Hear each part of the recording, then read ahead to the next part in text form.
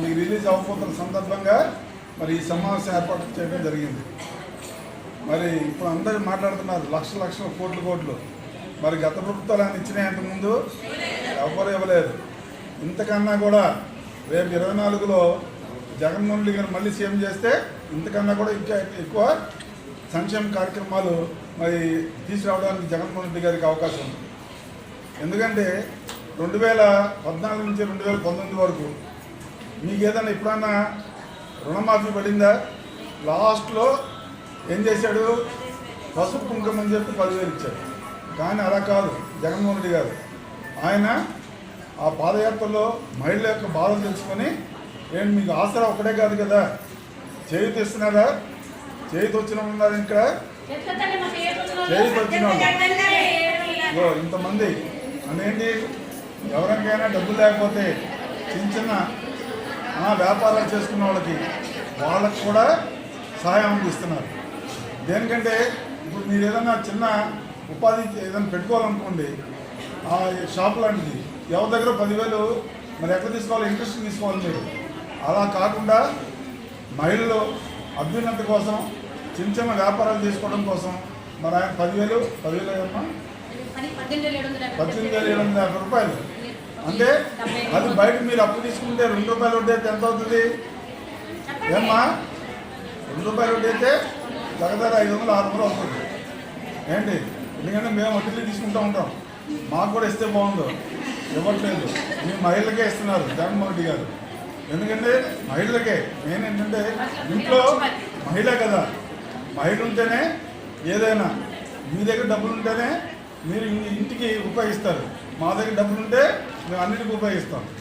కాబట్టి అది గుర్తించి జగన్మోహన్ రెడ్డి గారు మీకు అందరూ కూడా మీ అకౌంట్లోనే పడేటట్టు మరి ఈరోజు ఇప్పుడు ఇదే ఉన్నా ఏంటి రేషన్ కార్డు కూడా మీ పేరు మీద ఇస్తున్నారంట. నిజంగా అదే ఇల్లు కూడా మీ పేరు మీద ఇస్తున్నారు. అంటే చూడండి ఆయన జగన్మోహన్ రెడ్డి గారు మహిళలకు ఇస్తున్న ఇంపార్టెన్స్ అని. ఇంకా రాబోయే కాలంలో, ఇప్పుడే కాదు రాబోయే కాలంలో కూడా చిన్న ఇండస్ట్రీస్ పెట్టుకోవడానికి కూడా మరి అవకాశం ఉండే విధంగా రేపు ఆ కార్యక్రమాలు జగన్మోహన్ రెడ్డి గారు చేద్దాం చూస్తున్నారు. శ్రీనివాస్ గారు రేపు మళ్ళీ ఓట్లు ఎలక్షన్ దగ్గర పడిపోతున్నాయని చెప్పి ఇప్పుడు ఏమైనా ఇస్తున్నారు మీకు జగన్మోహన్ రెడ్డి గారు? 4 ఏళ్ళ నుంచి ఇస్తున్నారా ఏంటి? గత ప్రభుత్వాలాగా గత ముఖ్యమంత్రులాగా ఎలక్షన్ రాగానే కనపడలేదు కదా. మేము ఎప్పుడు కనపడుతూనే ఉన్నాగా. మీకు అన్నీ మీ అకౌంట్లో పడుతూనే ఉన్నాయి కదా. ఇప్పుడు అంతకుముందులా కాదు కదా. కాబట్టి మరి ఇప్పుడు ఎవరికి వేయాలి మీరు ఓటు? ఎవరిని గుర్తుంచుకోవాలి? గట్టిగా ఉండండి.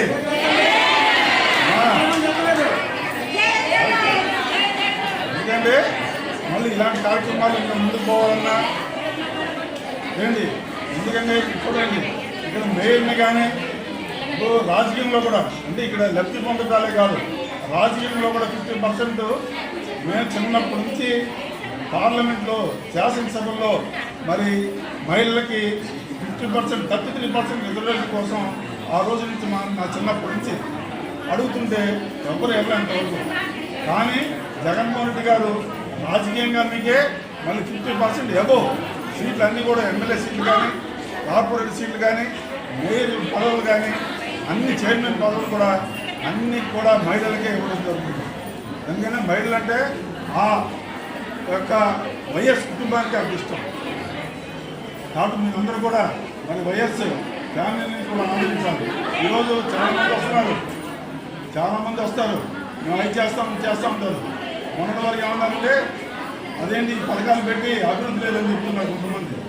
కానీ మళ్ళీ ఈరోజు వచ్చి మేము ఇవి ఉన్నాయి కదా అమ్మఒడి, ఇంట్లో ఎంతమంది అంటే అంతమంది ఇస్తూ ఉన్నారు. అవి ఇస్తారా పెడతారా కొనే చెప్పడం వరకు ఆ మాటలన్నీ. కానీ చెప్పి చేసే ప్రభుత్వం ఏదైనా ఉంటే అది వైఎస్ఆర్ ప్రభుత్వం.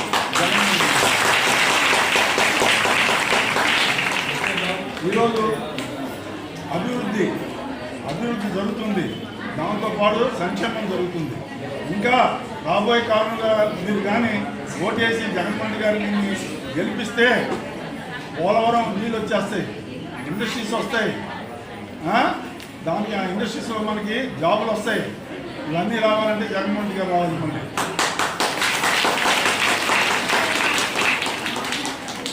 మళ్ళీ ముఖ్యంగా మనల్ని విశాఖపట్నాన్ని క్యాపిటల్ సిటీగా తీసుకొస్తారు.